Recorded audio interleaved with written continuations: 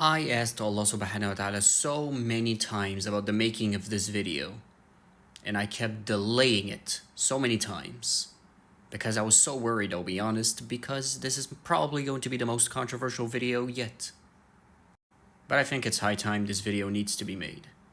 With how many videos circulating the entire internet, social media, even outside of social media, about never make specific du'as. Never ever make specific du'as. And in my opinion, it just doesn't make any sense. I spoke with Allah multiple times about it. It just doesn't make any sense. Why?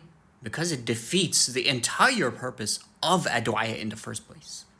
Why am I making du'a? Because I'm asking Allah for something. But how can I ask Him for something when I'm not even giving Him something to ask for? That's my point. And of course, you know my approach. And I honestly love that kind of approach because it does exactly what Allah said in Surah Al-Ahzab verse 21. Follow our role models, remember? And my Prophet is an excellent example to follow. For those of you that are mindful of Allah, want the life of the hereafter, and dhakar Allah kathira, and remember Allah a lot, right? So let's refer to our beautiful role models. Prophet Ibrahim alayhi salam, when he was asking Allah subhanahu wa ta'ala to revive the dead, is that a specific or a general dua? It's clearly specific. And what was the reason he was asking Allah to show him how to revive the dead? It was to reassure his heart. That means Prophet Ibrahim alayhi salam, in his heart of hearts, believed the way to reassure his doubts that are in his heart is for Allah to show him how to revive the dead. Yet those videos are not saying things like, but do you know more than Allah though? Why do you think that's the best way? But Allah knows best. Why do you think that's the best way to reassure your doubts? Surely it could have been anything else other than the revival of the dead. I don't know, it could have been the splitting of the moon, the splitting of the sea. Why the revival of the dead? But did they say that? No. And did Prophet Ibrahim know more than Allah? Obviously not. And what did Allah reply to him with? He tested him with a test of fear first. So test, because he asked for something. Every time you ask Allah for something, He will test you. So, Allah tested him with a test of fear. Surah Al-Baqarah, لَمَلْنَكُمْ بِشَيْءٍ مِّنَ الْخَوْفِ. We will certainly test you with a hint of fear. Exactly. And then what happened? بَلَى وَلَكِنْ لِيَطْمَئِنَّ قَلْبِي. No, of course I believe in you, Allah, but it's just to reassure my heart. And what did He do? He showed him how to revive the dead. But He made him work for it. He tested him, made him have effort and such. Another example, our role model, Prophet Uzair alayhi salam, walked by a dead village, right? Saw it destroyed, ruined, and he wondered, I wonder how Allah could revive such a dead village. And what did Allah do? Allowed him to die 100 years forward, showed him around that nothing has aged. Essentially, Allah's telling him, just like I just did with you right there, that's how I revive it. Again, that's specific, but Allah added something on top of it. But it was still a specific kind of request. Did he say, Ya Allah, can you reassure my doubts that are in my heart? Can you do something to reassure it? No, instead he was thinking, I wonder how Allah's going to revive this. He had doubts. Why? How do I know? Because at the very end, what did he say when Allah did this? أعلم أن الله على كل شيء قدير. I now firmly believe, I truly believe that Allah is in fact the all-capable. SubhanAllah. Now, an argument I have heard about, for example, Prophet Zakaria alayhi salam. Remember, the one that his wife is infertile, and he wanted a child. And there were some arguments. He didn't make a specific dua. He asked Allah for a child. Oh, and he was old, by the way. And he asked Allah for a child. So literally impossible to have a child. He didn't request for a boy or a girl. He said he wants a child. And Allah gave him a child, right? However, the reason he didn't request for a boy or a girl, because he didn't care. He just wanted a child. Because he didn't have the possibility of having a child. His wife is infertile. He is senile. So he just wanted any child. He didn't request for anything specific. He just wanted a child to be happy with. And Allah gave him. So that could also be argued. It's still a specific dua, because it's impossible. Instead of, oh, I don't know, saying something like, well, Allah made me senile and my wife is infertile. It must be my fate. It must be my destiny, my qadr, that Allah doesn't want a child for me. No, he went against the odds and said, requested to the Almighty, I want a child, Ya Allah. Bless me with a child. Gave him a child. And he was so shocked. How, Ya Allah? And what did Allah say to him? Look how our role model beautifully talks to Allah subhanahu wa ta'ala. Everything out of the heart. Nothing memorized. My Lord, surely my bones have become brittle and gray hair has spread across my head, but I have never been disappointed in my prayers to you, my Lord. And I am concerned about the faith of my relatives after me, since my wife is barren. So grant me, by your grace, an heir who will inherit prophethood. So even more specific, because he's asking that he also be a prophet. And not something like, and if you see best to Allah for me, that he be a prophet, or something like that. See my point? The point of a dua is to ask Allah for something. And then said, and make him pleasing to you, O Lord. So the angels announced, O Zakaria, we give you the good news of the birth of a son, whose name will be John, which is basically Yahya. And then he wondered, but my Lord, how can I have a son when my wife is barren and I have become extremely old? But because my age has caught up to me at this point. What did Allah say? Literally, as you can see. قَالَ رَبُّكَ هُوَ عَلَيَّ هَيِّنٌ. Angel replied, so will it be, and your Lord says, it's easy for me. Just as I created you before when you were nothing. So how can I not just give you a son? See my point, subhanAllah? The way Allah beautifully speaks. The way a role model speaks to Allah. It's okay to address your worries to Allah. Ya Allah, but this is impossible. What I'm asking asking you for. How can you make this person my nasib, Ya Allah, when they have rejected me and they did this and they did this? But I firmly believe, Ya Allah, in you. I know you're the answerer. You're the listener. See my point? Address him by his holy names, guys. Praise him. So as you can see, he went against the odds. All odds. His wife is barren. He is extremely old. It's impossible to have a child. Did he go, well, that's my qadr. That's my destiny. That's how it's meant to be. I'll just leave it to Allah. He knows best. He knows. It's probably because I'm going to be a bad father anyway. That's probably why. No, he went against the odds, asked Allah for a child. And he didn't care if it's a son or a daughter. He just wanted a child because he can't have a child. See my point? Is that a specific or a general dua?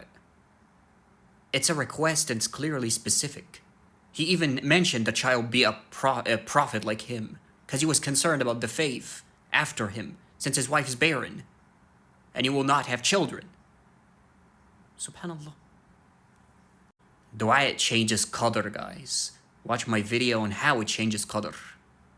It's not because Allah changed his mind, but it does change qadr. Subhanallah. So as you can see from our beautiful role models, all those du'as are specific. They're not general. It's not, Ya Allah, with what you see best, please grant me reassurance to my heart. That defeats the purpose of a dua. What are you asking Allah for? Not to mention, and in my opinion, and I believe this firmly, You can never develop your yaqeen and trust and full trust in Allah subhanahu wa ta'ala by going in a general direction completely with your dua. Because first of all, it's not a dua. And every time you ask Allah for a dua, He will test you. But your dua is so general that where is the test? What is He going to test you with? You're not asking for anything. See my point? So how is your yaqeen going to develop? How are you going to have that high trust in Allah subhanahu wa ta'ala? Like the prophets did. They had the doubts. And what happened? When Allah showed him how to revive the dead, that one caused the yaqeen for him. For Prophet Uzair, that dead village and him dying 100 years forward and not seeing anything aging, that developed his yaqeen. What is going to develop yours? It needs to go the opposite. What is it going to go to the opposite of? Your dua is not even a dua generally. What are you asking Allah for? Nothing. But let's say, well, Ahmed, I don't know if there's anyone I love really. Yeah, in that case, of course. Ya Allah, grant me a righteous partner. Exactly. Because you don't know anyone. You're not thinking about anyone. So Ya Allah, grant me a righteous partner. But the thing is, even when you're making that dua, at some point, isn't Allah going to give you a partner? And you're telling me you're not going to ask Him, Ya Allah, is this the partner I've been requesting and didn't know? Is this him? Is this her? You're going to ask. So it's going to turn specific anyway, regardless. And that's when Allah's going to test you. Because now it's specific. He will test you. He'll probably make things go the opposite to you to develop your yaqeen, to see if you actually trust Him, believe in Him, like He did with the prophets, our role models. Subhanallah. Everything with the opposite to them, and yet they all went against the odds. Follow your role models. Every single one of them developed their yaqeen through this, going through something against all odds. Prophet Yaqub, with the loss of his son Yusuf and his other son, and yet he went against all odds, lost his vision because of it, cried for 40 years because of it. His own children, who wanted to kill Yusuf, all lost respect for him in a way and said, you will die of sickness if you do not stop mentioning Yusuf every time. Made fun of him, their wives, I think. Essentially, in a way, lost respect from everyone. And he still went against all odds, kept going. And what happened? His vision was restored. He became extremely respected. So proud of his son Yusuf, who he didn't know was a prophet, by the way. Nobody did. And his own brothers that wanted to kill him had so much respect for him now. And asked Allah for forgiveness too, because of their, trying to kill him. Subhanallah. And he became the king of Egypt. Subhanallah. And that entire journey of 40 years developed his yaqeen, his trust in Allah, everything going against you. But I just feel it. I feel it in my heart. It is the answer. I know He's alive. Subhanallah. And everyone else telling him what? He's dead, he's dead, he's dead, he's dead, he's dead. Stop mentioning him. By now he's probably dead, even if he were alive. Well, by now he's dead. Let's be real. Subhanallah. And he said what? إنما أشكو بثي وحزني إلى الله وإني أعلم من الله ما لا تعلمون. I only complain of my sadness and grief to Allah, and I know something from Allah that you do not know. And he thought it was crazy. Subhanallah. And at the very end, what did he tell them? Showing Allah's power. What did he tell them? See, did I not tell you that I knew something from Allah that you did not know? Subhanallah. Okay, that's sweet and all, Ahmed, who cares? But how do I know that my dua is not bad and it will not get replaced then, huh? Then how do I know that? Since I'm making a specific dua, what if it is bad And Allah does replace, right? You know, there are people that prayed tahajjud all night, went to Umrah, did everything, and their love life at the end got married to someone else. They rejected them. They treated them harshly. They did this, they did that. And they literally wasted time on this dua. All because it was specific. And that's exactly what the videos are about, Ahmed. So what was the point? First of all, guys, remember when you look at someone's story, you do not see the full story. Believe it or not, I know it sounds crazy, but believe it or not, just because you say you trust Allah does not mean you actually do. And don't say you never have any doubts in Allah when your entire role models themselves literally said they had doubts and wanted reassurance. It's better to be honest with Allah, guys, because He knows what you reveal and what you conceal. Both. So be honest with Allah. If you have doubts, tell Allah you have doubts and tell Him to reassure your doubts. Don't lie. It's not good. So you don't know the stories of these people. Did they actually have trust in Allah? Were they mindful of Allah? Did they have Allah as the priority in their list of worldly things? You can have your worldly things, but is Allah on the top of that list, getting closer to Him? Or are you just making your dua, and the moment you get your dua, you're going to forget Allah. You're going to stop thanking Him like you did every time. You're not going to keep going to Umrah and praying tahajjud, all of those beautiful things that you were doing. And the only reason you did them is so, essentially, when you get your answer, whew, finally, I'm done now. See my point? Allah does not replace without a reason, guys. Is it bad if I want, and I'll be honest with you, the only reason I keep coming closer to Allah is because I want Him to answer me? That's not bad. What? How's that not bad? That's bad. The only reason I want Him, keep coming closer to Him is because I want Him to answer my du'as and to get rewards and such.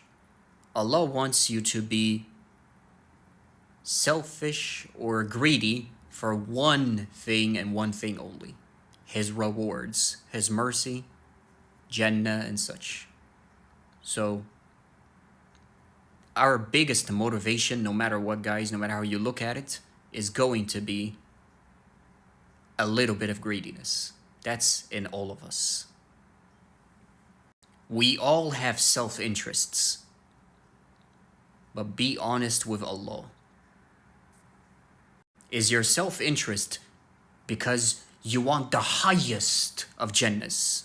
You want al-Firdawsul A'la. You don't want Jannah. You want Allah to answer your du'as.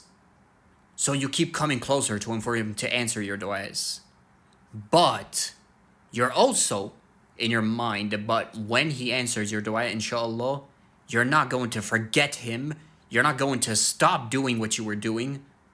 Then in that case, there's nothing wrong with that. So tamā, or greediness, is for one thing and one thing only that Allah wants from you: Him. Rewards, mercy, Jannah, getting away from hellfire, but not anything in this dunya. So don't listen to those people about philosophy and no, the only reason you're doing kindness and goodness is because it's the right thing to do. Yes, but it's definitely not the only reason. It's because you also want to be saved from hellfire. Allah Himself literally tells you, protect yourselves from hellfire. So don't make it seem like, oh no, the only reason I'm doing it is because out of the goodness of my heart. No, it's not the only reason. Don't lie to Allah subhanahu wa ta'ala. Be honest. He knows anyway. It's pointless. Okay, Ahmed, so how do I know essentially that it's bad for me or not? The answer is in your heart. I know it sounds cliche, but wallahi, the answer is in your heart.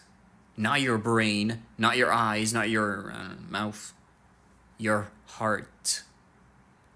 Allah beautifully said, for example, in Surah Al-Anfal, verse 24, وَاعْلَمُوا أَنَّ اللَّهَ يَحُولُ بَيْنَ الْمَرْءِ وَقَلْبِهِ. And know that Allah stands between a person and their heart. Same surah, verse 29, Allah says, يا أيها الذين آمنوا إن تتقوا الله يجعل لكم فرقانا ويكفر عنكم سيئاتكم. O believers, if you are mindful of Allah, He will grant you a standard to distinguish between what is right and what is wrong.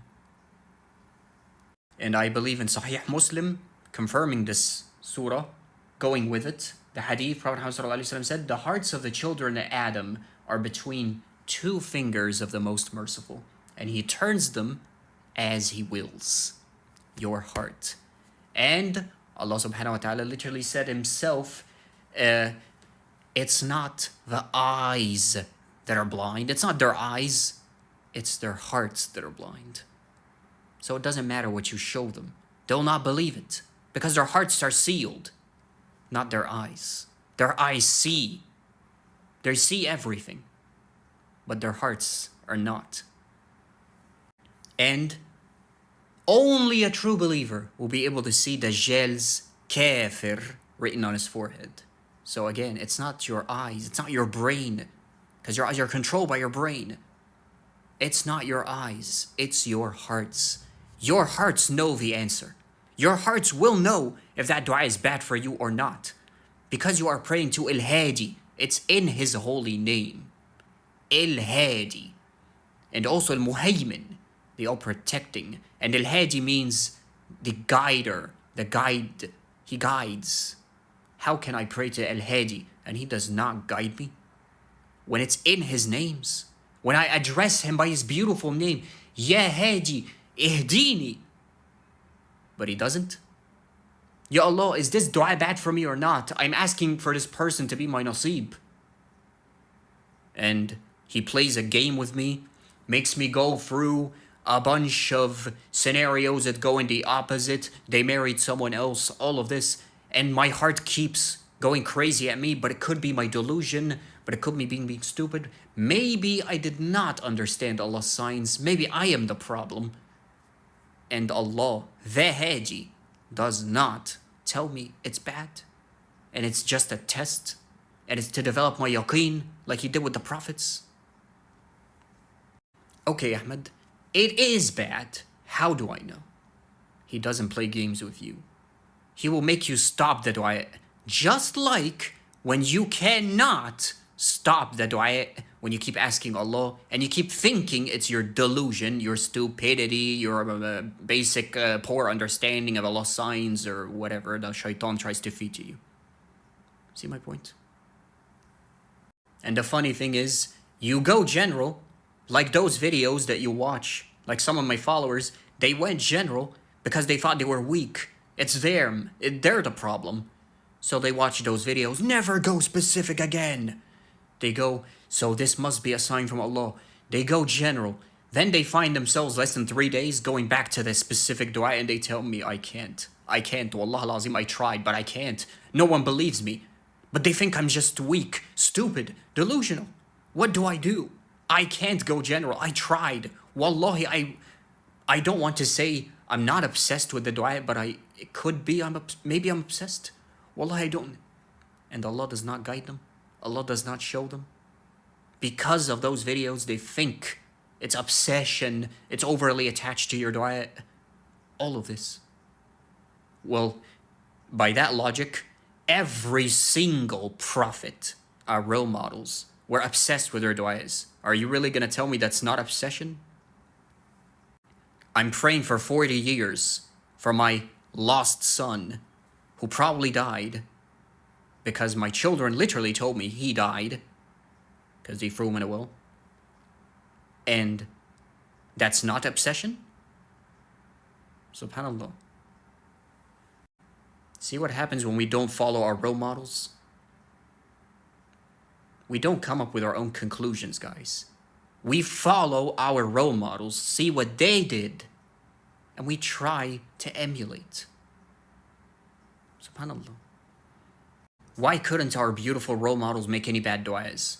That's an easy answer, Ahmed, because they're prophets. No, that's not the only reason. It's because they're always mindful of Allah subhanahu wa ta'ala. They're not different. Their levels are different. They are not different. Watch my last video to know what I mean. SubhanAllah. But I'm even praying istikhara. I'm doing all I can. And I still don't know if it's bad for me or not. Well, that's part of the test. Sometimes Allah leaves you confused on purpose to test you and see what you will do. Are you still going to keep asking Him? Or are you going to give up? That is your yaqeen developing. It has to go the opposite. It has to. That's why so many of us don't reach that yaqeen, because we give up. SubhanAllah. And only Allah knows those of us who will give up and who will not, and will keep going against the odds, whom are ironically, obviously labeled as the delusional, the crazy, the stupid, and you get the point. SubhanAllah. Like our prophets literally were labeled as. SubhanAllah. Talk to Allah as a friend. Talk to Him about everything. That's how you become mindful of Allah. That's how you make Him always in your heart, mindful of Allah, so that He grants you that standard. SubhanAllah. You can pray all day. Pray tahajjud. Go to Umrah. Everything for your dua. But if you do not even trust Allah, none of that does anything. It gives you rewards, but it doesn't do anything. Why? Because your answer is being overshadowed by your external factors. Your brain, your eyes looking at the events that are unfolding in front of you and believing them. Thus overshadowing your internal factor, the source of communication with Allah subhanahu wa ta'ala, your heart. It's overshadowing it because of your overthinking, your thoughts, your doubts. The way to develop yaqeen is to eliminate all of those external factors. Does that mean never having them? Obviously not. You're human. But ignoring them completely, your heart will overpower them. You're praying to Al-Hadi. How can He misguide you? Listen to Allah's words, not shaitan. Listen to Allah's words. He is Al-Hadi. He guides. Okay, so that means if I pray to Him for Him to guide me, then He has to guide me, because it's in His names. Exactly. I'm praying to Al-Muhaymin, but then I got hurt. How? When He's the Muhaymin, He will protect me. See? That is not trusting your eyes. Even though I got hurt when I made dua to Him, and I called Him the Muhaymin, He tested me by hurting me. See my point? SubhanAllah. Because He will always test you with the opposite of what you ask for, to see if you believe in Him, to see if you'll proceed, to see and to develop your yaqeen, to erase your sins, to raise your level, raise your status, because He loves you, because this world is all a test. That's the point. SubhanAllah. Amen.